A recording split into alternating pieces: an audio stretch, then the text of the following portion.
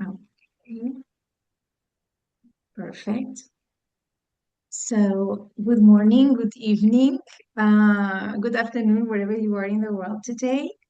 This webinar is designed for coaches in this coaching journey community who are curious, committed, and eager to deepen their practice.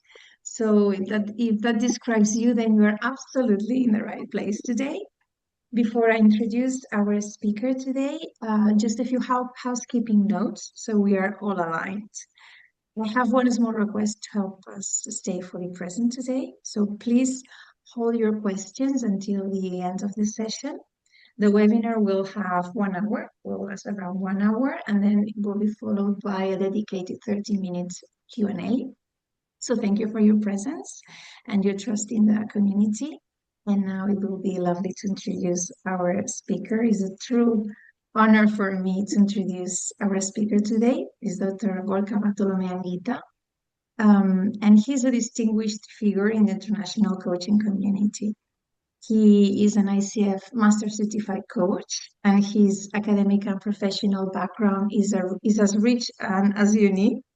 He holds a senior teaching degree in piano and chamber music, also a postgraduate degree in pedagogy, a master's in applied sociology, and a master's also in medieval European identity. As a coach and mentor of coaches, he has worked with clients and organizations across North America, Europe, the Middle East, Central America, and Russia, bringing a truly global perspective in everything that what he does. And he's also the director of the executive coaching school CIGOS in Spain, and he holds a PhD in psychology. And it's precisely this doctoral research that brings him here with us today. He will be presenting his thesis, which received the highest possible academic distinction, excellent cum laude, in 2021. And before we begin, I want to share a brief note on why we are sharing a doctoral thesis in a room full of coaches rather than scientists.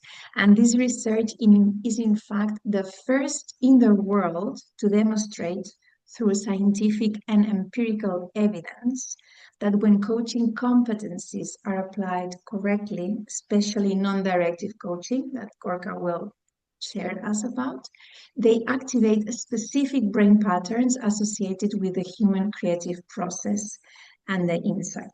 So, what Dr. Bartolome will share with us today will help us understand how coaching works and why coaching works. So, Dr. Bartolome, thanks for being here with us today, and the floor is yours. Thank you so much, Monica. Thank you for this opportunity. Thank you to the community, and thank you all in the different time zones just to make some time to talk and to listen about coaching, which I understand that for most of us is our beloved profession, and we all want to learn to improve because this is what we should do as coaches. Coaches is a never-ending profession, and we always need to be updated and trying to do some research and learning and improving. So thank you so much again for allowing me to be here with you today, and as Monica said, share some of the discoveries of the conclusions of this research that took place for about 4 years.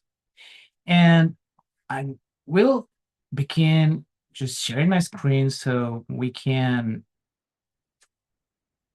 also understand where all is this coming from. So what was the reason why I decided to just start this research?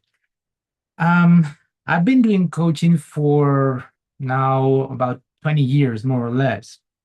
And in the very beginning, it was clear for me that this is what I wanted to do because it was working. It helped people to make changes. It helped people to achieve what they wanted. But at the same time, it helped people to transform themselves, to do different things, and most of the time to just finish their coaching processes in a different way, thinking and being in a different way from they were. So that was actually the main reason why at some point I got a little bit disappointed with people's reactions. People was getting into an ugly place. People were very confused about what was coaching, what was not coaching. Some people, I don't want to call them coaches, were doing something that they call coaching, but it was not coaching, and people, get even more confused. And we got to a point where, the alarms went on. And for me, it was a time to try to show or to demonstrate if we could set some boundaries on what coaching is and how to make the difference between coaching and other disciplines. And also, I mean, it was a need. I needed to understand how coaching worked actually, and what was the impact. What was the impact that coaching was doing in human brain? So I could explain my client, what we are doing as coaches. This is not magic. This is not something that happens by chance. This is something that was my hope before I started the thesis, that this is doing something in the way the brain is working when we are in a coaching session, and especially we are applying the competencies, but as we will see, in a non-transference on non-directive way. So mainly the reason why I started this research was because, I mean, my love of coaching. I love coaching, I believe in coaching, but at the same time, I wanted coaching to just keep growing. And of course, I didn't want coaching to disappear because there was no clarity, or we as coaches were not able to demonstrate that it worked in a different way. So that was a few years ago, and I was working with a colleague. He also developed another thesis, but in a more theoretical way, with Leonardo Ravier. And we got to the same point. We were chatting and we were saying, well, there is something we have to do about this, because we cannot keep going in this direction. I mean, of course, ICF is doing a great work with competencies, ethics, but we need some scientific grounding so we can really see if this is different. Maybe when we go into research and then we see that coaching, it does nothing, and maybe there is no difference. So, well, at least we know what we are doing. And he was saying, yeah, I agree, but I think, coaching cannot be demonstrated in an empirical way. We have to do it through a theoretical, logical, axiomatical way. And I'm very stubborn, maybe because I'm a Taurus, and when I have an idea in mind, I need to pursue it. So and I said, no, well, I need some empirical background. I mean, yeah, theory, it's okay. We can be very logical, very axiomatical, trying to develop a theory, but I need something that I can see and that I can show people, this is what coaching is doing or not, and this is why it works. So then we part separated ways. He started his research, I started my research. And today, what I'm going to show you are the result of this journey, that, as I said, it took about 4 years. A lot of mistakes in the beginning. Of course, this is what happens when you begin to do research.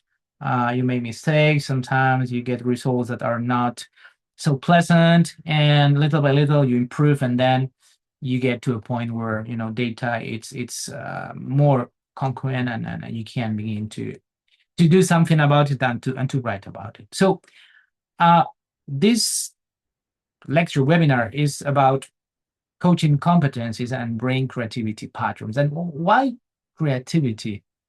Coaching competencies, it's clear, we all know that in order to progress with coaching, in order to become great coaches, in order for coaching to work, we need to apply competencies. ICF and other associations, they have determined some competencies, but as ICF is the worldwide agency for to take care about competencies and ethics. So we know that. So we can agree that what we're doing is coaching us. It's not something else. We need to follow different competencies, also different structures, and we need to move in these parameters. Also, the idea of creativity is because actually, when it came to just understand what coaching, why it was different, um, creativity seemed to be this element that was also present in most of coaching definitions. So if we go to ICF definition of coaching, it says that it's a creative process. So creativity was somewhere, but in the beginning it was just, I mean, I was just trying to see if it fit at some point and if we could use this idea. But in the end, it turned out that it was the main ingredient, that creativity, as we will see later, is the main ingredient for this recipe that it's coaching. So, what is the aim? What is the goal? I would be happy if by the end I would clarify three things, two things basically.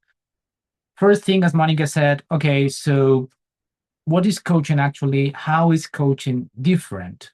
Where can we set the boundaries, and how can we set the boundaries between coaching and other disciplines like mentoring, psychology, in an empirical way? And also, if we can understand how coaching works, what is the impact that when we work with these competencies, we are doing in our client's brain? Is Gorka, happening? Gorka, excuse me. Yes. Are you changing the slides? We don't No, see no, them no, no, no, anymore. no, no, no, no, no, no, no, no. Okay, I'm not. okay. Thank you. Thank I you. was just, this is the introduction. Thank you so much, Monica. Thank you. So the second point is that, okay, we can understand what's the impact of these competencies in the brain. And here also my goal is, with this information, you will be able to make better decisions. And I mean better decisions, why? Lately, we've got some changes in, at least in ICF competences, regarding directivity, regarding the ability of the coach to share, especially knowledge, with the client. Okay, so it's not my place here to say if this is right, if this is wrong, if this is good, if this is bad. So I'm just going to share you some evidence of what's happening in the brain when we are using this directive approach, when we are sharing, when we are helping the client in the process, and when we are not, when we are just purely using the competencies with no insights from the coach, no input, no nothing, just using our clients' materials, information, knowledge. So no contamination from my side as a coach. So also, when I was starting my research, so suddenly I realized that, our profession nowadays is very important, but it will be much more important in the future. Why is it so? Because we are in a very, very difficult and complicated world. And I don't want to be dramatic, but I'm sure that many of you feel in this way. You feel that, every day, almost every day, you need to start over. It's like, okay, today I built something, and the next day the rules change, and I need to start over. I need to, do things in a different way. Things happen in a very fast way. And it's like, well, okay, so stop this. It's enough. It's difficult to cope with all this change, all this information. Right? And also, many of us, we find ourselves in this situation, just trying to look what to do. What can I do in order to survive to these crazy circumstances? So, what are the techniques? What needs to be done in order to be able to understand all these crazy things, all the changes, all that it's going on? This, with also artificial intelligence. So it's like it's too much. It's too much. Now, why is that? Well, I'm sure that you're acquainted with these two terms, with VUCA and BANI, so I won't stay longer in this slide for longer. We know that the VUCA concept is something that, well, was created in the early 80s as a way to define a world that was volatile, uncertain, complex, ambiguous. And in this time, it was something that, well, it was there. We were not very clear about it, but suddenly when the 27, 28 crisis arrived, this was very clear. VUCA was it's here. I'm here now. I'm clear. Things change. Nothing is forever. You can lose everything in your life, and you need to start over. So get used to it. So it was like, okay, they were right. Buka is here. So now we need to get used to it. Okay, time passed by, and then we get to 2019, 2020, and we get to the coronavirus crisis. And at some point, some scholar says, okay, VUCA is over. Now we are in a bunny world. A bunny world standing for brittle, anxious, non-linear. So that means that things happen, but it's difficult to trace back how things happen, and also incomprehensible. There is so much information that it's difficult to cope with all of that. Well, from my point of view, I mean, I don't think that VUCA it's gone. VUCA it's still there. It's strong. It's getting stronger. And Bunny, I would say that they are the side effects of this book world. Now, the bad news. The bad news is that maybe we hope that we can go back to the place we were, a calmer, like more stable, more predictable world. But the bad news is that this is not going to happen. So we're not going to get back to that place. And the thing is that things are going to get worse and worse. And that's in part because, technology will be improving, will be evolving, and this is going to speed up things. So everything is going to be crazier and crazier and crazier. So that's on the one hand, the bad news. And I still have more bad news, okay? So about technology, and this is something we need to take into account. I don't know if you're acquainted with Ray Kurzweil book, the in where he talks about I forgot the name now. Well, never mind, it will come.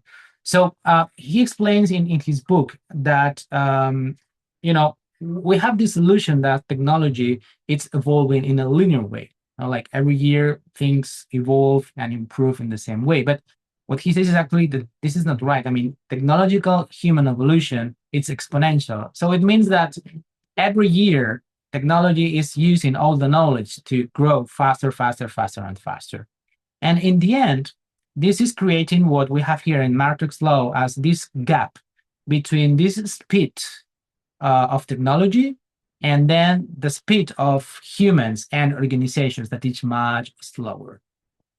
So this gap actually is creating great difficulty to cope with all these circumstances that I was trying to share with you. And this gap, if we don't do something about it, is going to get bigger, wider, wider, and wider. Okay. So now the thing is that I still have even worse news.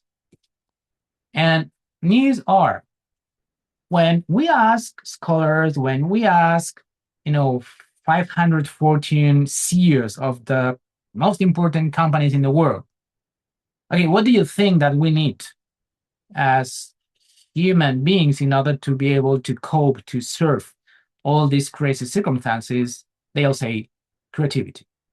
I mean, creativity is the skill that, also it's a transversal skill that will help us to be able to face these circumstances, to be able to face challenges, to survive to all these crazy worlds. But ta-da! More bad news. We have this research from Dr. Kim, and it's a research that goes from the 1990 till 2017. And in these years, so what we see is, we're talking about 27 years, that human creativity in an individual way, it's decreasing in a dramatic way. And this measure is based on the Torrance test. Torrance test is the test that in psychology is used to measure human ability to be creative. We will explain what this creativity means in a few minutes. But what we see here is that creativity is decreasing year and year. This is till 2017. The results we have for the next years is worse. We can see that even in education, the results that students are getting in some studies in Europe, actually creativity is the ability that is scoring lowest and lowest every year. Okay. So we've got a problem, a big problem. And the problem is we are in a very difficult environment that is going to be more and more difficult. And what we need to survive to this environment, not only to survive, but even to thrive, is creativity. But our creative ability is decreasing dramatically. So we're lost. What can we do about it? I mean, there is something we need to do about it, because otherwise we will be in a difficult situation in a few years. I mean, we already are. We are facing challenges that we don't know how to face in a very efficient way. So there is something that we need to do about it. Okay.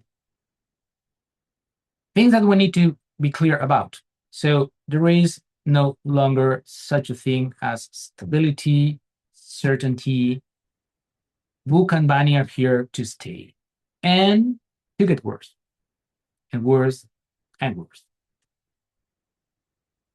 I know that this beginning sounds very dramatical and ugly, but the thing is that, well, now let's see if we have good news, if there is something we can do about it. But before, I want you to think, to imagine, to visualize this scenario. Okay, so I want you to imagine societies, communities, and also organizations, companies, okay, businesses, in which the people that integrate these societies, these companies, they feel safe, they feel capable of solving any situation, any problem by themselves, and no matter how uncertain or difficult the situation may be. So I think this is like the desired scenario. It's like, oh my God, yeah, that looks beautiful. I would love to feel that way. I love to feel someone that no matter what, I feel confident and also full of trust and knowledge that no matter what, I will be able to face it. Now, the question is, can we achieve that? Can we contribute to get close to that point? Can we contribute as coaches to generate an environment, companies, schools, communities that really are integrated by people who feel that way? And not only feel, but that they are aware and they believe that they have this ability. So let me tell you, and this is a spoiler, that yes, maybe we are able to do so. And this is what I'm going trying to, not to convince you, but to show you that maybe this is possible. Maybe coaching, it's the tool, maybe coaching is the process that can help society and companies to recover this creativity that it's so much needed in order to progress, in order to thrive, and in order to evolve in this situation. Okay. So, what is the solution here? There is only one solution. There is only one way out, and it's unleash our creativity. And the thing is unleash it. It's there. We don't have to learn it. We don't have to learn techniques. No. Creativity, it's already a human power. It's one of the gifts that makes us different.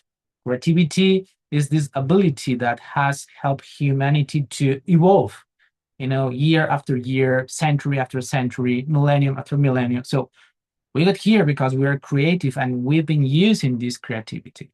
The problem is that if we stop using it, if we just leave, into artificial intelligence and technology to lead, then we're going to lose one of the most precious things that we have. Now, what is creativity? Because we've been talking about creativity a lot. So I will give you some definitions. This definition, it's by Cunios and Bimant. They are two, I like to call them two gurus of the research in neuroscience and creativity. So they have devoted their whole lives to try to understand how the brain is creative. And they have a book that is wonderful that is called Eureka, that I highly recommend it. And when I was reading that book, suddenly I found this definition. And they defined creativity as the ability to reinterpret something, reducing it to its elements, and again, combining these elements in a surprising way to achieve a goal. And I remember that when I read that definition, I got, goosebumps because it was like, oh my God, this is coaching. I mean, this is the definition of a coaching session. This is what the client is doing during a coaching session. The client wants to achieve a goal, they have a goal, and what they do through the session is they reinterpret ideas, they understand it, they reduce these ideas into the basics, into the grounding of this understanding, and then the brain is combining all these ideas to, generate surprising elements, surprising ideas, solutions that they find out. And I was like, oh my God, this is amazing. So this was the first time in which I began to really be certain that coaching and creativity, they went together. But I mean, this was just a hint. This was just an eureka moment, and I really needed to demonstrate that in an empirical way. So what is creativity? If you look at the dozens, hundreds of definitions of creativity that we can find in papers and different research articles, we find three similar ideas that are coincident in all definitions. So basically, creativity is about finding a solution to a problem or a goal that is novel. And it doesn't have to be like brand new. It doesn't have to, well, we need to discover the new iPhone. No. Novel, it can mean something that I was using in another area, and now I'm bringing it to this area that is different, and wow, I see that this is already used. It's working. Okay, so novel in the way that it's something that I'm doing in a new way, and also it can be something that I discover for the first time. Okay, so this is one of the characteristics of creativity. Then this solution, it needs to be useful. Well, if it's very novel and it's very crazy, but then it doesn't work, so it's not helping us at all. And then also one of the coincidence for this definition was that creativity needs to somehow have good intention and be based on ethics. So it has to be ethical. If we create something, it has to be ecological in the way that is not harming anyone or anything.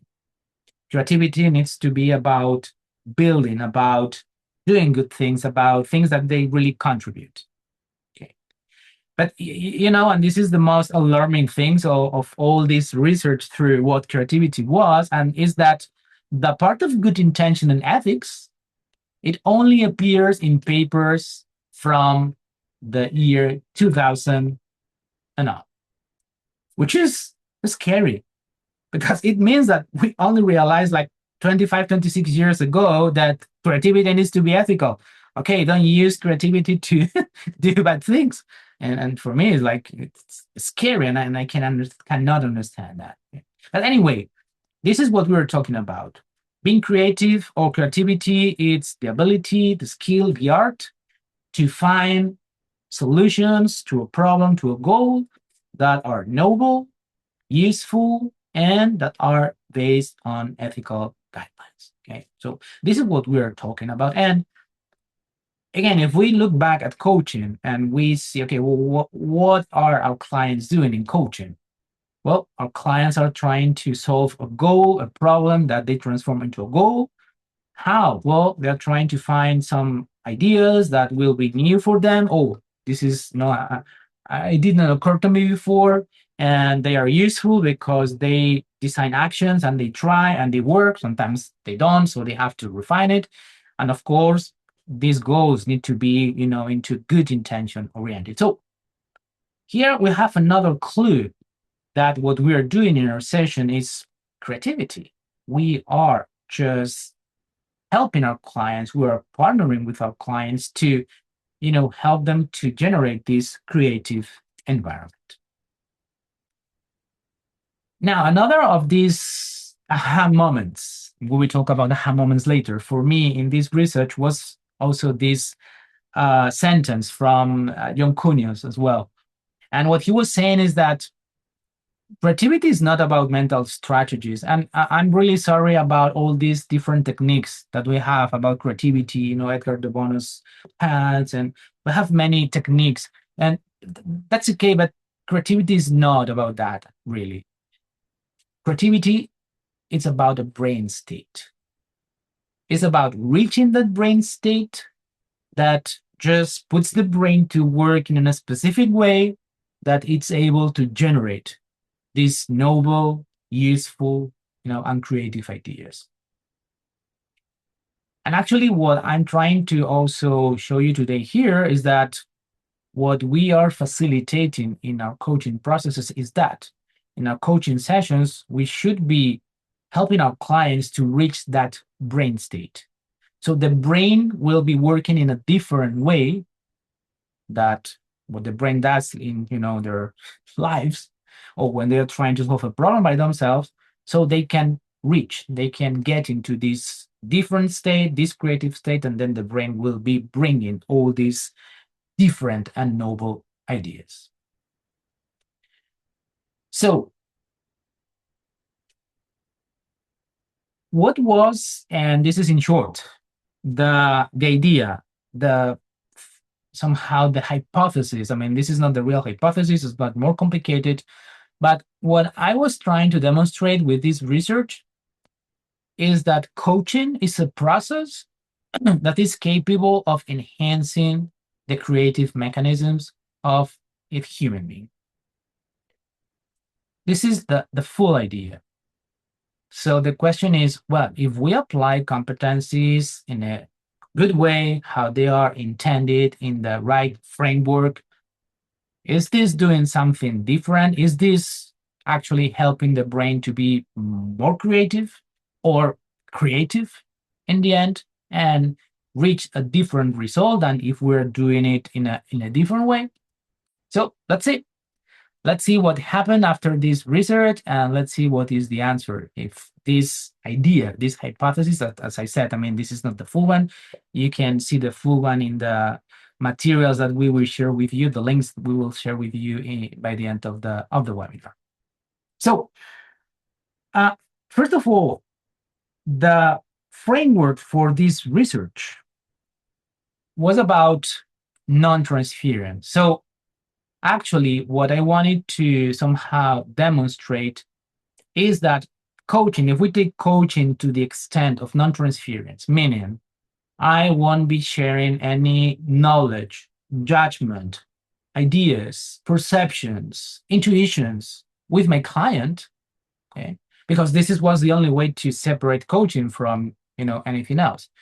Because if we go to mentoring, if we go to consultancy, if we go to training, basically transference is one of the, even therapy, transference is one of the vehicles to work with the client. So the only thing that we could separate from the rest was this non-transference. Okay, so not sharing anything with the client. So this was the first part of this framework.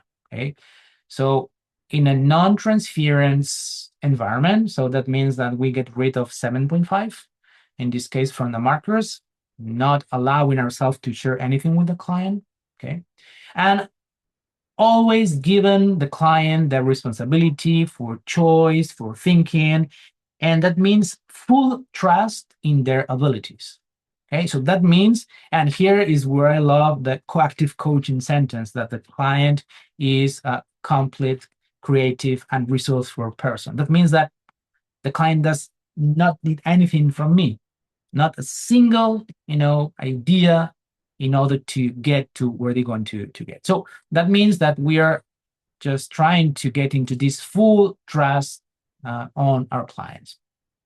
Then we work also with meta competencies. What is a meta competency? Well, a meta competency is a competency that includes other competencies, and I will show you later how this works related to ICF competencies. But basically, we were talking about phenomenological attention, which actually it's active listening, but taken to a further place, which means that I'm not only listening, but I'm also avoiding any interpretation. I'm avoiding I'm doing a phenomenological approach, which means that I'm suspending anything that I know as a coach. I'm also inviting my client to suspend and to explore. So that means that from a coach perspective, I need to be in a really not knowing attitude. I don't know anything at all. Okay. Then also mirroring back. All right. So this is about 7.5, sorry, 6.7 in ICF, just summarizing, just mirroring back, but in a very short and synthetic way with the client, and then focused questions. Okay. And then also using the grow structural competence. You may know grow, and we will talk about grow later because grow has a real importance here. Actually, grow is the same structure that any ICF coach is using in the session. So it's about defining the agreement, then exploring, then the client will have some ideas, and then we just define actions. So there is no magic here. There is nothing different. You may say, well, I'm not using grow. You're not using grow, but I'm sure that you are following this process, these different stages. So I wanted also to look if this grow that I will explain you now why it was in the equation, it also made any influence in the whole coaching process. Okay. So if we go to the grow model, what is the grow model? So if some of you have done some research into the grow model and coaching history, you may have read that it was Young Whitmore, Raham Alexander, Alan Fine, the ones that were commissioned by McKinsey in order to, well, find a model that it could be used in this conversation so people could just solve problems. Okay. So this is what we know. And we may think, whoa, they were so smart that they found this recipe, this structure that works so well. But I was very, very, very, very surprised when looking back and trying to find scientific creative models. And I got back to the 1923, we can see that some other smart brains already found that this process, this structure worked for creativity. So I can remember maybe 6, 7, 8 models of creativity. We have the Wallace, we have the Rosman, there are many others, and we have the Grow. But what I found out is that all these creativity models, in the end, they follow the same sequence that the Grow model. They may be called in a different way. They even may have more stages, more parts, but in the end, they follow the same order. And that means that when people researching how to be creative, what do we need in order to get to this creative point, to this mental state, what we know is that, first of all, we need to be able to look at what we want to achieve at the final result, the final picture. Then we need to understand what's going on. We need to explore. We need to analyze somehow, do some research about what do I know, what's working, what's not working, what do I think, what I have done, what are the obstacles. So we need to understand the environment, the reality. After that, the brain will be able to just gain some insights, to have some aha moments, some eureka moments.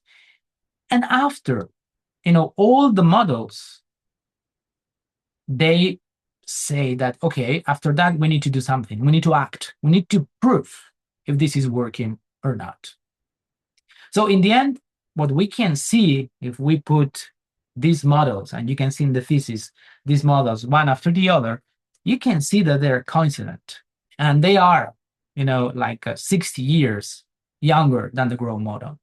So again, without knowing, we were using a structure, call it Grow, call it however you want, in the coaching session, which actually it's following a creative model. Models that some researchers found out that, brought human brain into this creative state. So now about the research. So we have somehow the framework. And of course, as I wanted to be able to demonstrate in an empirical way that, something was going on in the brain, so of course I needed some tool that could do that. And of course, the first idea was fMRI. With fMRI, it's going to be able to, show brain activity. But then what I realized is that fMRI cannot record a full coaching session. fMRI is just a picture of the moment. And on the other hand, fMRI does not allow people to move or speak. You need to be, you know, completely quiet and not moving. And of course, does not allow the conditions to develop a coaching session. So fMRI was disregarded. And then I said, well, maybe electroencephalography could work. And yes, actually, that was the answer, because as fMRI is the picture, electroencephalography is the movie. With electroencephalography, we can record the cortical electrical signals, but also in time. So we can see during the whole experiment what was going on in the client's brain, and somehow being careful that clients could speak and could communicate, and we could just go through the coaching session. So that's the reason why, in the end, electroencephalography was the tool that I chose for the, in order to be able to record this electrical signal. So the experiment that I designed was, of course, about this electroencephalography helmet. So we choose 20 participants. These participants, they belong to the directive world. So they were managers, seers. And of course, one of the conditions, it was that they could not know anything about coaching. So they didn't know what coaching was about. And of course, they didn't have any kind of coaching process or session. They were kind of newbies to coaching. Okay, so that was one of the conditions to be able to participate in the experiment. Of course, they had to be free of any medication, any drugs, especially like for depression or any mental condition. And they also, I mean, we had to range between 25 and 65 years old, so we could have like a good range of people. And then one of the conditions is that, okay, they had to think about three topics, three goals, three problems they wanted to solve, but not to think about them before the experiment. So they had to come to the experiment, to the laboratory, with these three ideas, three goals, three problems, but just don't think about them. Just think what you want, but just don't do anything about it. So they came to the laboratory. We put the helmet on. They will also video recorded, because we wanted also to be able to see which competencies were more effective on generating these aha moments, these insights. And they also had a keyboard, and they had to, I mean, the order they had is that every moment that you think that you're having an aha moment, then what you have to do is you have to push this button, this bar. So we could have like a line in the recording, in electroencephalographical recording, so we could analyze what was going on there at that point, and the client manifested that there was an aha. So now we divided the experiment in three different parts. So every participant in the experiment went through three different conditions. They went through a rumination condition. So they chose what was the goal they wanted to do first. And then they were just allowed to think about it without no help, and also no time. I mean, you have this goal, you want to solve this, so you think alone. I'm not going to tell you anything, and try to solve it by yourself. There was no time limit. Then, second condition, they were also asked to choose another goal. They choose the second goal, and then there was a directive coaching. Okay, it was a session, no structure, and also it was a directive session. So it means that the client, they brought the topic, but then as a coach, somehow we were giving them some intuition, some tips, just letting them know what we thought. So we were including some knowledge, some information from the coach side. And the third condition, the third goal, was through this non-directive approach. That means that we followed these meta competencies, meaning the ICF competencies, excluding this allowance to share knowledge and any kind of insight or intuition or observation from the code side. So these were the three conditions. Why this order? Why not first the non-directive? Because we thought that if we did first the non-directive, they could learn the process. They could learn the structure, and then they could use that in order to do the other two conditions. So we decided to begin from the less invasive one, do it by yourself, nothing to do here. The second one was the directive, lots of, well, not lot, but some advice, no structure, so nothing to learn here. And then finally, grow model and meta competencies. Also, every time that clients, in this case, the participants in the experiments, they finish each of the conditions, we ask them to fill, it was like a few questions about creativity. Okay, so it was a self-assessment on how creative they felt that they were in this condition. So after each of the condition, after experiments, they had to answer all these questions. Okay, so this was also because we wanted to know if the perception in the end matched with the final results. So basically, this was the experiment, this was the research, and then we began to analyze the data that we had. So I want to show you, first of all, these two figures. These two figures are about the results on the number of insights. Okay, what's an insight? In psychology, an insight, it's an aha moment. Okay, it's, we could say, discovery, but non-incremental. It's a sudden discovery when I'm trying to find something. Is this, oh, now I know what I found out. Okay, so it seems that Paula, it's having fun with the with the drawing tool. Okay, so what we can see here is that in the insights figure, we have three bars. We have the gray, dark gray, which belongs to the rumination state, which is think by yourself. Then we have the light gray, which is the directive approach. And then we have the non-directive approach in the middle gray color.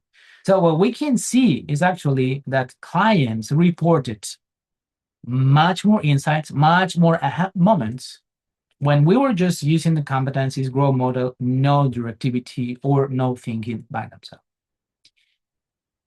And then if we go to the right figure, which is about self-creativity, the self-assessment, what we see is more or less the same. We see that if we go to the rumination, they felt, well, more or less creative. When we went into the directive approach, they felt less creative. And when we went into the non-directive approach, they felt pretty directive, okay? So again, we can see a big difference here. We can see that in both cases, we've got an increase of insights and also an increase of self-awareness of creativity from the participants. But this is just a subjective approach. I mean, this is just what participants thought. Okay, I think I have an insight here, and I think I've been more creative. So we cannot rely on that. This is just a kind of subjective idea, but it's also important. Now, let's go to the more solid data, which is the empirical data, which is what is happening in the brain.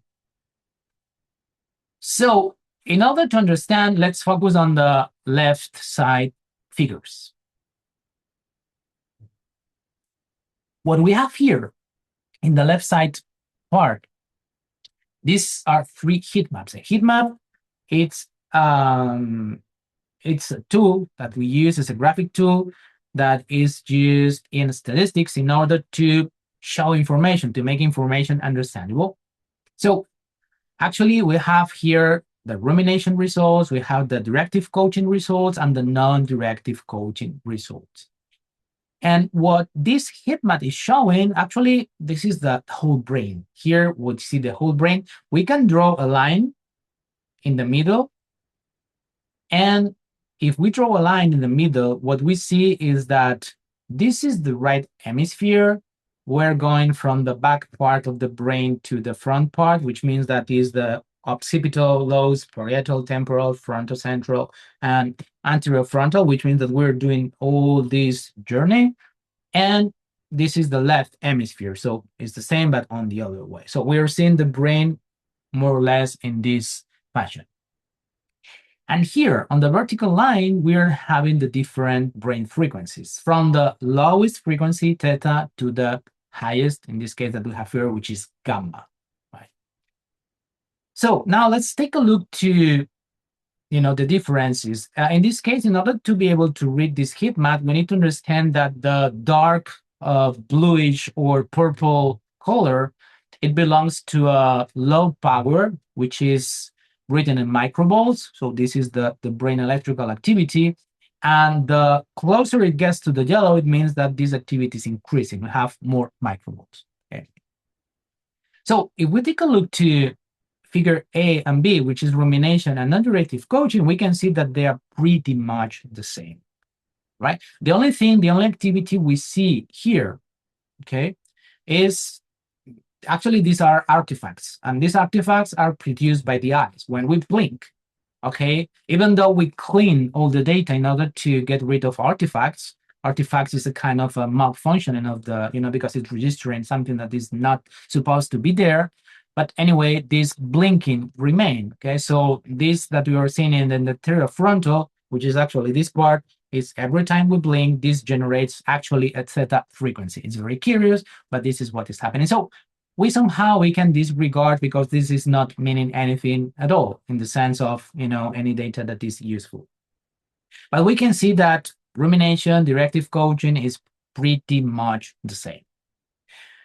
What we are seeing here is actually the fusion of all the insights that the clients reported.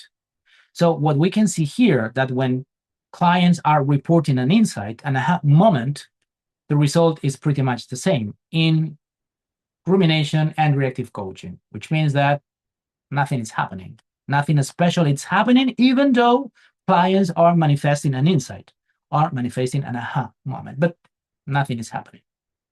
Now, if we go to the non-directive coaching, we can see here that in the parietal and temporal lobes, especially in the right hemisphere, we can see that there is an increase of the activity, especially of theta, alpha, and gamma. You can see also that beta is pretty high, but beta was not statistically conclusive, so we cannot take that information, okay? So the only thing that was really different was gamma, alpha, and theta.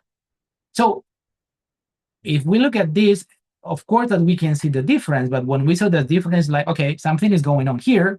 So what's happening? What's different? What does that mean that this part of the brain is more active when, people manifest an insight, and that actually is not happening in the other conditions? So we can go here to the right part, and we have like a box plot, which is another statistical tool.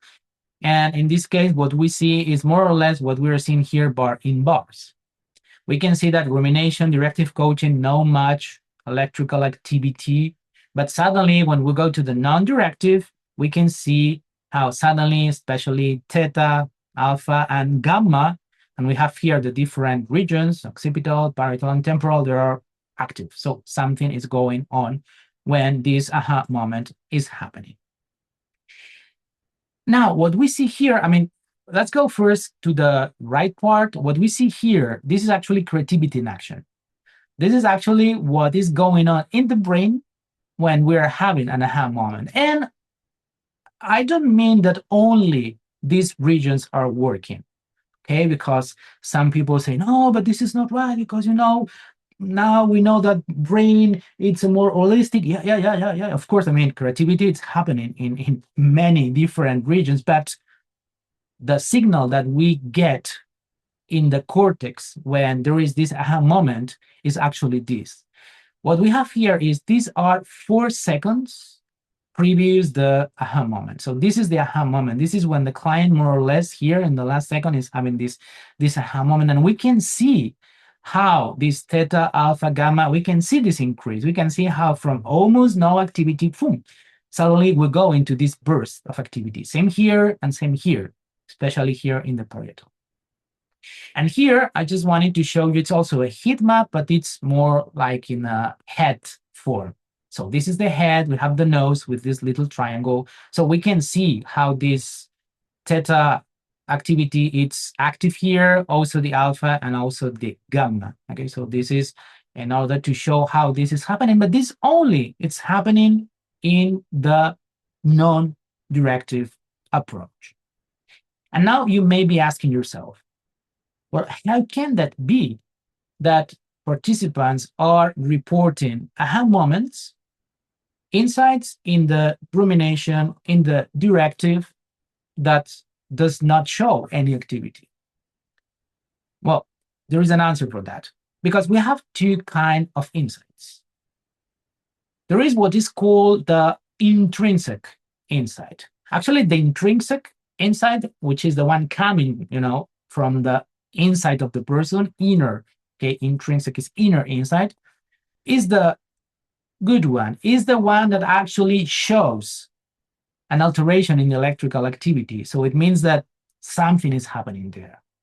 But there is also what is called extrinsic insight.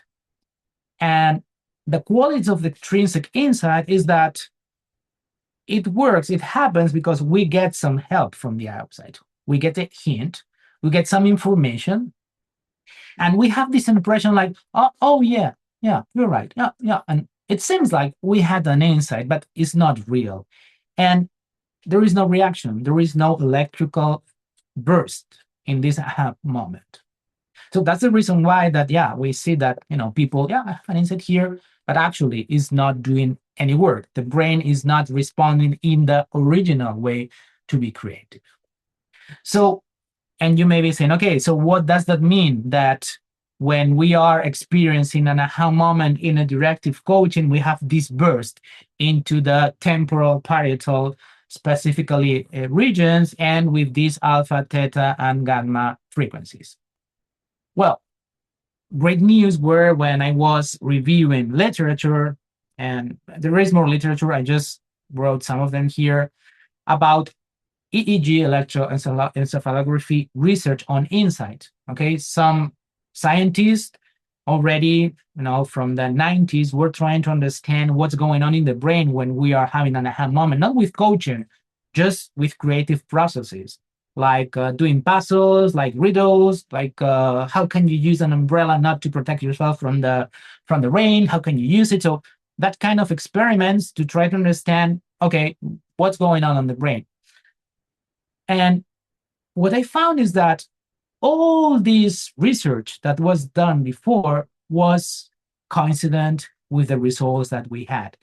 All these people, all these scientists, what they found out is that when this aha moment was taking place in these experiments, what they got is a burst of these theta, alpha, and gamma frequencies. But then there is also some fMRI research on insight. And all these fMRI insight, of course, they don't talk about frequencies, but they talk about activity. And again, what they see in this pump moment that it's happening, this aha moment, is that there is a high activity of this region. Again, the same one, parietal, temporal, in this same part that we found out. So what are the conclusions that we can draw from this data that we had here? So first of all, that when we do an exhaustive and really thorough approach to the coaching methodological framework, then this is activating these creative insight mechanisms in the brain. But it's not enough with that.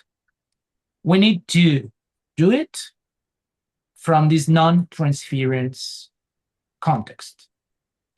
In the moment I'm sharing, in the moment I'm using some of my insights, some of my knowledge, and I share that with the client, then this activation of this mechanism is not happening, even though the client may think, oh, I have an idea, but it's not his, her idea. Then we can see also how growth model equals previous scientific models of creativity. And also, and I didn't get to that point, if you want to read the thesis and the paper in Frontiers in Neuroscience, you can see how the grow actually, the idea of focusing first of all into the goal and seeing the benefits, this is all bringing the brain into promotion state. Higgins differentiates promotion and prevention states in the brain. Promotion state is when the brain uh, actually it's open to try new things, to get into new ideas. So it's the in this case, this promotion state is very much needed in order to be creative.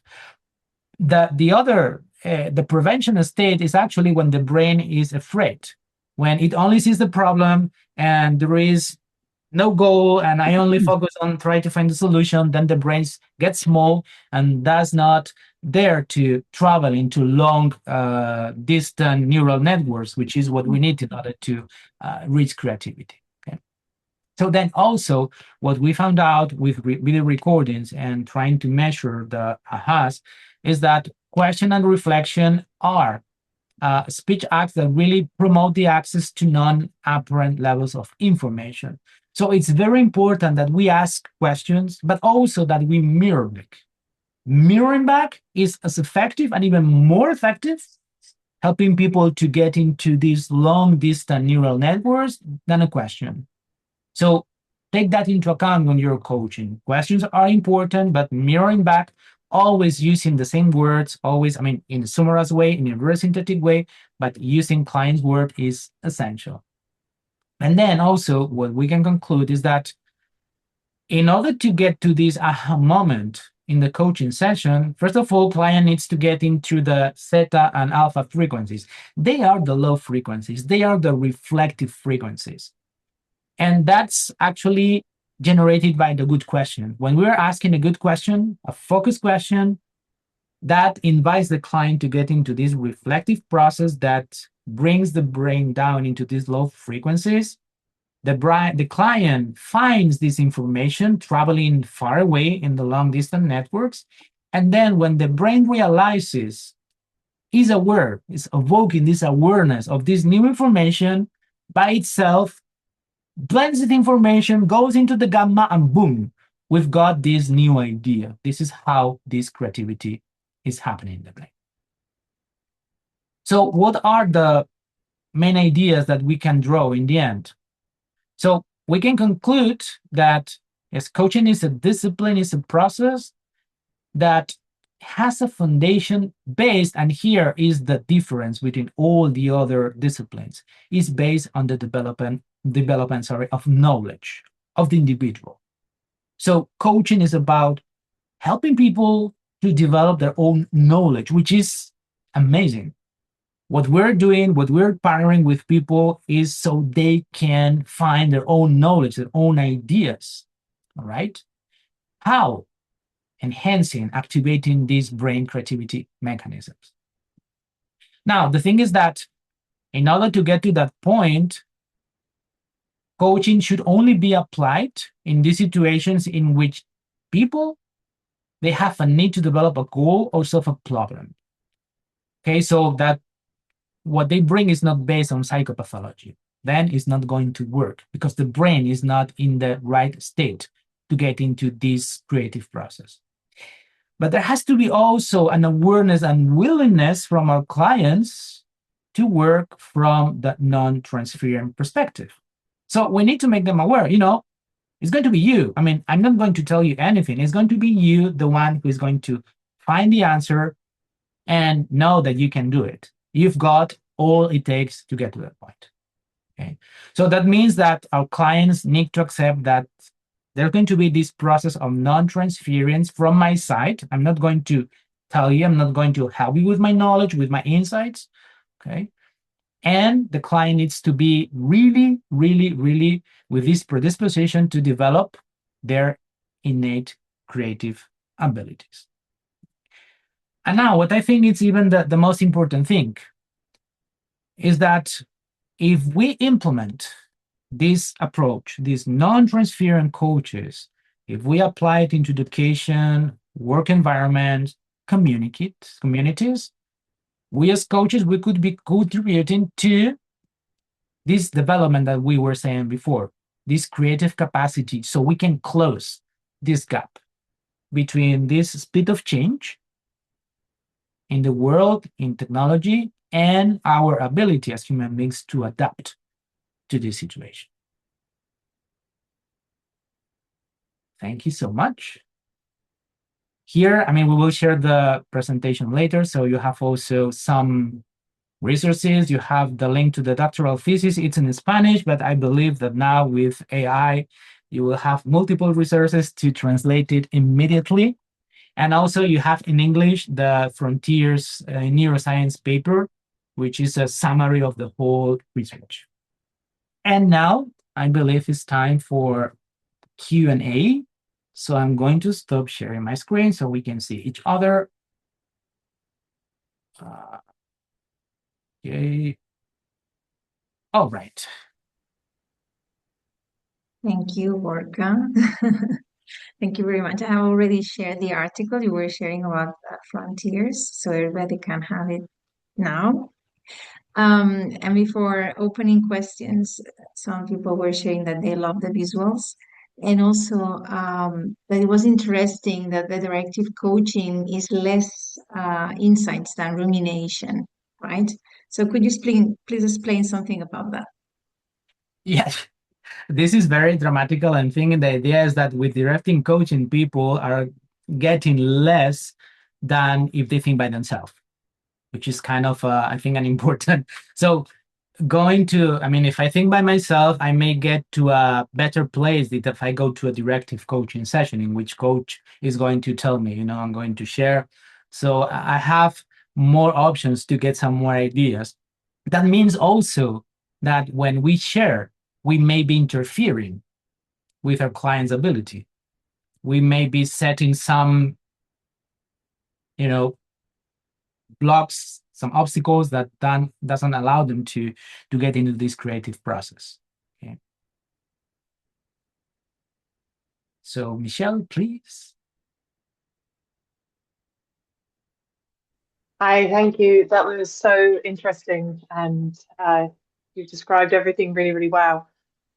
I did have one question to kind of clarify for my own coaching. When you spoke about mirroring back, I know in a lot of books and things I read that there's a talk of, not just parroting back, like the exact words that somebody said. And I'm wondering how much, because what I've been reading recently and trying to implement in my own coaching is patterns, like if I notice a pattern and trying to reflect that back in what I'm saying. So I suppose I'm trying to understand where's the line between my interpretation and transference and me kind of just showing what I'm noticing in the moment, if there is. Yeah, there is a very clear difference here. When we mirror back, okay, the idea of mirroring back is I'm going to repeat back the different ideas that you share with me with 1-2 words you used. So there is no danger of interpretation or changing things. For instance, I heard that you talk about anxiety, about fear, and difficulties in training. These are words that the client used and that summarize the whole idea. So I'm not changing anything. I'm using the same client words. And of course, I need to make sure that this is happening in less than 10 seconds.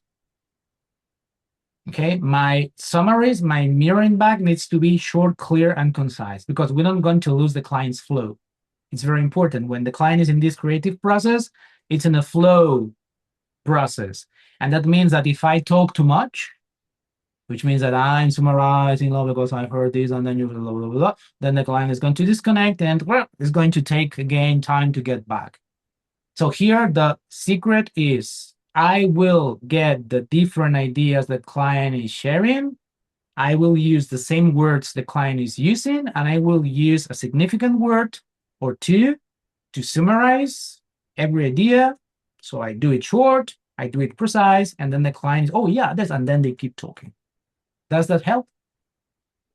It does. And if I could just have a follow-up question, because it's kind of connected, because then the question that you'd use, like when there's the space for you to ask a question, how do you do that without kind of contaminating it with your because I just think when you're asking a question, you're maybe I don't know how to word it. I don't know if you know what I'm trying to share. You're following your interest. Yes. So this is also very important. That's why it's so important to mirror back, because when you mirror back, when you say to the client, okay, this is what I hear, then you ask the client, okay, what is the most interesting thing for you here? And the client says anxiety. Okay, so then you ask about anxiety. So it's not you the one deciding what is the most important thing or interesting thing. It has to be always the client telling you where to ask. But even with the question, right? It's like if you say what is useful for you about anxiety, then even using the word useful, you're somehow putting in your judgment. Yeah, but you begin with, okay, so what happens with anxiety? What would you like to tell me about anxiety? How would you like to explore anxiety? And then you leave the client all the freedom to do so. Okay, thank you. You're welcome. welcome. I think it'll take a bit of practice, but it's clarifying. Thank you. Yeah, thank you. Thank you. Pranati, please. Thank you. A very, very fantastic presentation, brilliant insights. So thank you for this. My brain may have been going ahas throughout your presentation. Two questions. One was when the last slide, when you were showing us the definition, and then you said coaching is probably the way we can close the gap, right? I'm curious to figure out how, because how can this accelerate organizations' ability to close the gap that much? So I'm very curious about that. And I do have a second question. Okay, so I will answer that one first. So it's by making people more creative, and the more creative we are, the better ability we have to cope with all these challenges. Okay, because actually this gap is because we need to adapt to this fast, evolution, to these changes. So the more creative I am, the more I use my brain to solve all these things, the faster we can cope. When we're not creative, it's like we are ahead. It's like, oh, how do we do that? Oh my God. Now we have this problem, so it's going to take longer. So the idea is the more creative we help people to be, so the faster this gap is going to close. That makes sense. Unleashing creativity in every entity will, I'm sure that has a lot of cons from a leader perspective, but we won't get into that right now. The second question I had for you was one of the earlier slides that you'd presented. I can't remember which one, but where you were talking about where the coachee is the person with all the knowledge and we're just unleashing that, right? And I 100% agree with that. But I'm also slowly seeing in the coaching communities a thought that for executive coaching, we need to have people who've been there, done that, and have led, P&Ls before they can be handed over to another coach who's not done so. So what are your thoughts on that? So the question is that, this fashion that now in order to be an executive coach, you need to be really, experience the executive world. And well, I think that's not true. I'm sorry. I mean, and this is my experience because I work with a lot of executive clients. And my experience is that they don't need your knowledge. They may seek it. They may ask you, so what do you think? Well, like, oh, okay, remember, I'm not here to tell you what to do. I mean, this is not my work here. This is not my job. I'm here to, make you more creative and capable of finding even, solutions better than the one I can give you. And then find it. So, and I know because I had like, I had a meeting with HR director because she wanted to know me before just giving me a client. And her question was, well, have you been, like a manager or a CEO in a company? It's like, I was like, yes, but what's the difference? I don't need to know. I don't need to have all this experience in order to help someone, with coaching in order to get to their solution. So my answer is absolutely not. I mean, and I think it's going to be better if you're not aware of that, because your brain will be, not conditioned by all these ideas. So you won't feel so pulled to give the solution or to give your tool or to give your opinion. I have a follow-up quickly to this one, if I may. So I'm 100% aligned with you, because the best insights to me have come from people who've not been in my world, So I agree with that. How do you, however, convince somebody in the CXO suites to believe this? I don't like to convince people. I just like to show people. So what I tell them is, try it. I mean, you need to try it in order to believe it. You need to, experience and see by yourself that you can do it, that you don't need my knowledge, my experience, and you will be able to get to a better point. So it's not believe me. I mean, sometimes I try to use my technical knowledge from this research, but I mean, it's okay, yeah, but no, try it. And when they try it, it's like, oh, you were right. I mean, it was all in me. And it was like, I told you. So I think this is the best way, just inviting people to try it. Thank you. Thank you, Pranati. Ajit? Yeah, thank you. I raised my hand just before Pranati asked the follow-up question, which was how do we convince? And that's the challenge. I mean, for a lot of us in the coaching community, we understand this and we can relate to this, but it's the challenges about the stakeholder community or the hiring HR, L&D folks, the primary stakeholders, let's say, or business leaders who are decision makers to pick up the coaches. But I think you already answered on that is, well, there's no easy answer or a right or a wrong thing to do or to convince them, but keep trying. And that's a good, motivation or optimism for all of us coaches to keep trying, don't give up. It's a lot to do with the, I think, education.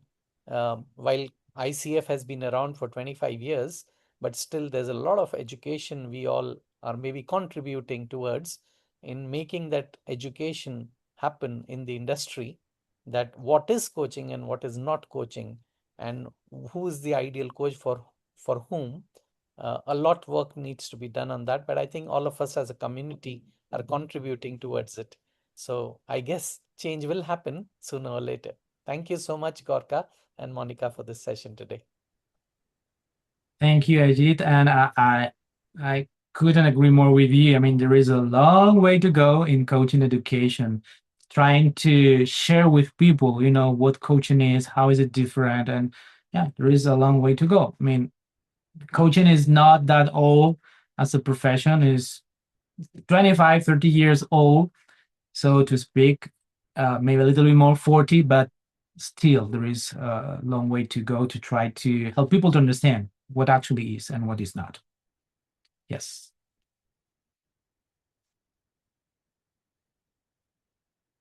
People are thanking you in the chat, Gorka, in many different ways, just that you know. And I have a question, may I? Because I've read your article and I've seen you sometimes to talk about your thesis. And I'm curious because this is an evidence-based research. So what was the team like? For how long? What did you do exactly? Sorry, what was that? The team, how many of you? You were alone? Oh, How many? yeah. So actually, we were four of us. So it was me. It was two thesis advisors. There was a neuroscientist and a psychologist, and there was an IT guy. I mean, he was the star because he was the one that built a whole tool in order to be able to analyze the data, because the data from EEG was huge. I mean, the first time I saw an Excel with the data was like thousands of lines, thousands of columns. And I said, like, what am I going to do with that? So he was able in the end to find a way to analyze and also understanding the helmet and the information. And in the end, we could find a way. But I'm really thankful for this guy, for Sergi. And he was able really to develop this software. So it was then really easy to upload the Excel and to get the information from all the time stuff, and everything was wonderful. So it was the four of us. Thank you, Monica. And excuse me, something else. I'm just thinking loud now. Any difference in the brain between different genders? No. Yeah. No genders, no age. That was I was expecting maybe to find out that older people could be more creative than younger people because all the technology, and by that moment artificial intelligence was not a topic at all. I mean, we're talking about 5 years ago, so it was not a topic at all. But yes, technology, but no difference in genders or ages, or no. We couldn't. I also divided, the research in male, female, but in the end, no specific. We tried to draw also some statistics on that, but no difference, no significant difference there. That is pointing out if there is any connection. What do you think between music and neuroscience, as you're also a musician? Well, that's a really, really, really, really wonderful topic and field. I'm working on that. I'm very curious. I mean, there is a lot of research that has been done on neuroscience and music.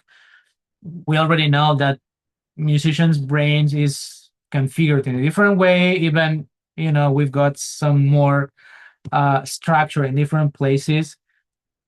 But one of the things I would like to understand is, about music emotions and the brain, why music makes us react in an emotional way, what's happening in the brain that is making us understand music in this emotional way. And this is what really, but, there is so many things to research about that it's difficult. But yeah, that's one of my, yes. Pranadi, yeah. So I also, well, something you said just triggered this question. I wonder if you have any thoughts about how to match a coach and a coachee. Because are there any specific characteristics where I might have more insights when I'm speaking to a certain type of person versus somebody else? So I wonder if you have thoughts on that. Actually, the main, and this is not a research by me, this is by let me remember, I don't know what's going on with the names today. Richard Boyatzis did some research on this idea of trust and empathy during the coaching session. So the most important thing is that the client feels safe and trustful with us. This is the only condition that we need to take. It doesn't matter. It shouldn't. I mean, it's going to matter depending from the client's perspective. It may matter the gender. It may matter the experience. In the end, it's the client's beliefs. But actually, it's the client the one that should be choosing the coach. That in the end is going to be trust. Trust is going to be the last call in order to decide if I can work or if my coaching work is going to be better with this client. Because actually trust is what the brain needs in order to open, in order to get into this promotion state and not the prevention state. Yeah, and what I suddenly realized is that's where credibility plays a very critical role. For them to be able to trust you, you need to come across as credible, and that could come from your experience or the way you show up and XYZ. So, yeah. Thank you. You're welcome. Michelle. Sorry, because that's just triggered another question in me. In how you managed that in your experiment, how did you ensure there was trust? Or, I don't know, did it come into the factors of when you were building this? Yes, actually, we had a small interview with the participants. So to make sure that, first of all, they were ready, they understood, and they also felt comfortable with me and also with the team. So we had some previous chat before to make sure that everything was okay. Fortunately, with all the just 1 second, sorry, someone forgot the keys. I need 10 seconds to open the door. Sorry.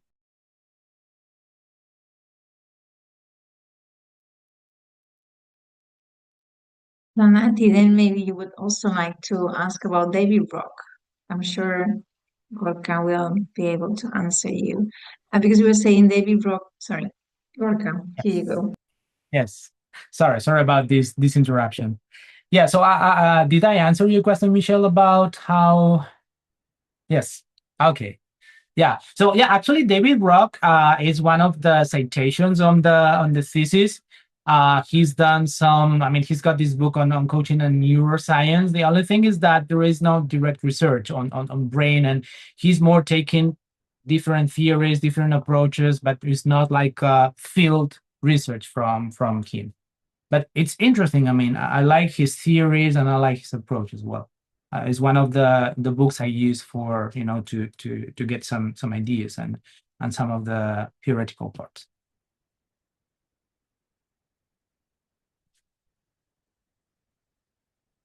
Then Ira wrote here, in your research and practice experience, what are the indicators of trust we can measure, like if we are already in coaching process?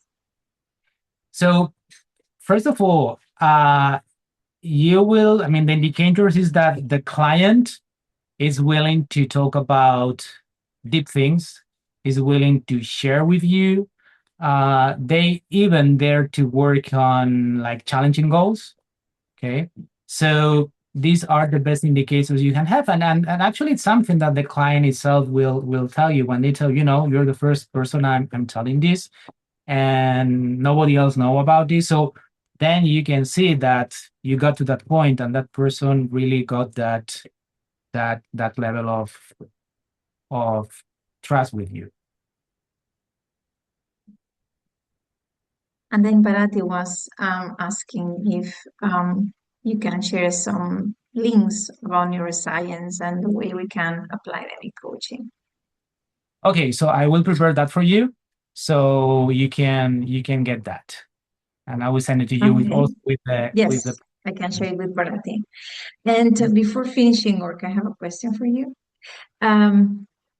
What about the coach's brain? Well, that's next. That's next research. But as I always say, we need funds in order to do that. It takes a lot of time, work, and money also. So maybe next year I will be able to get some time and also funds in order to get to that. Okay, what's happening with the coach's brain when we are coaching and how to get into the best condition. We are here for you. Just if it helps. So before finishing, apart from saying thanks to Gorka, I would really appreciate you could just write a word in the chat that summarizes, yes, whatever you feel now after this session and our time together as a community. Just a word will do if it's okay for you. And we can just start bumping in with the words here. So whenever you want, and if you want, right? No pressure. So what are you taking? Insightful.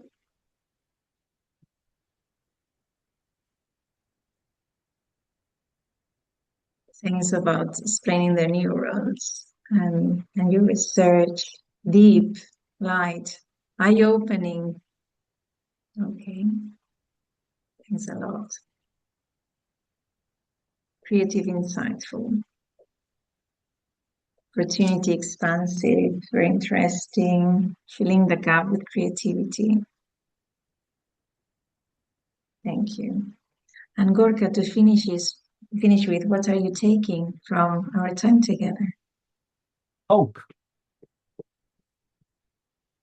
I'm taking hope. Oh, great. Yes. Seeing so So it many has been hope. Mhm. So with this hope and with these thanks, and in order to honor our time also, thank you for your time today. Thank you, Gorka, for being here for us.